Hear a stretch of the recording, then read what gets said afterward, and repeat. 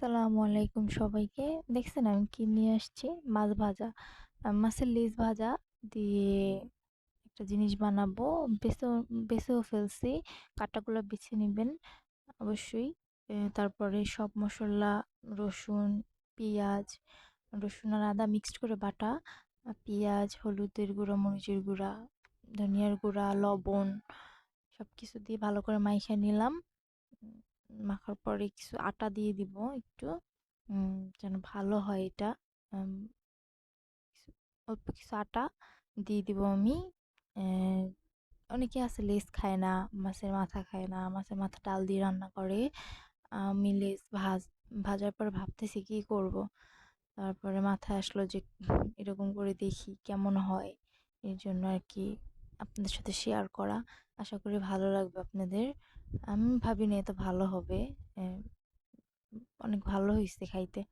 আপনারাও একবার বানাই দেখবেন এরকম বাসায়। দেখেন কথা বলতে বলতে ওগুলা হয়ে গেছে, আমি মেখে ফেলছি। এরকম বড়ার মতো করে নিলাম।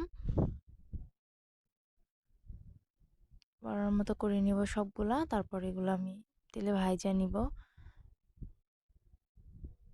দেখেন, আমাকে লাইক, শেয়ার, কমেন্ট, সাবস্ক্রাইব করবেন। আর সবাই আমার পাশে থাকবেন, ভালো ভালো ভিডিও দেবো আশা করি। ভালো ভালো ভিডিও পাবেন। আপনারা সাপোর্ট করবেন, পাশে থাকবেন। সবগুলো বানাই নিচ্ছি এরকম একসাথে। এখন এগুলা ভাজবো। যে তেলেও দিয়ে দিচ্ছি, গরম হয়ে গেছে, আগে বসিয়ে রাখছিলাম।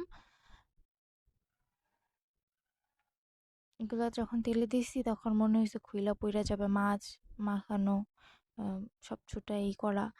এই আটার কারণে এটাকে ধরে রাখছে। আর ভালো হয়েছে, অনেক অনেক নরম ছিল, উল্টাইতে অনেক ভয় করতেছিল ভাঙে যাবে। তারপরে না, সুন্দরভাবে উল্টানো গেছে, ভালো হয়েছে।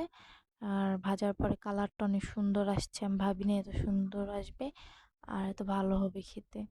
অনেক ভালো হয়েছে, আপনার বাসায় একবার বানাই দেখবেন, যারা আর কি মাছের লেজ খান না।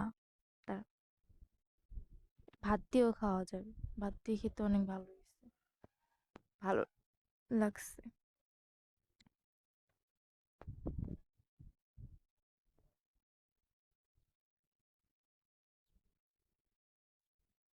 দেখছেন কত সুন্দর কালার আসছে, আমি ভাবিনি এত সুন্দর কালার আসবে। আমি তো খেয়ে ফেলছি।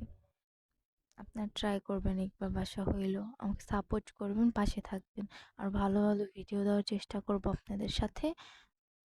আর কেমন লাগলো কমেন্টে জানাই যাবেন, খারাপ লাগুক ভালো লাগুক, যাই লাগুক না কেন। আল্লাহ হাফিজ।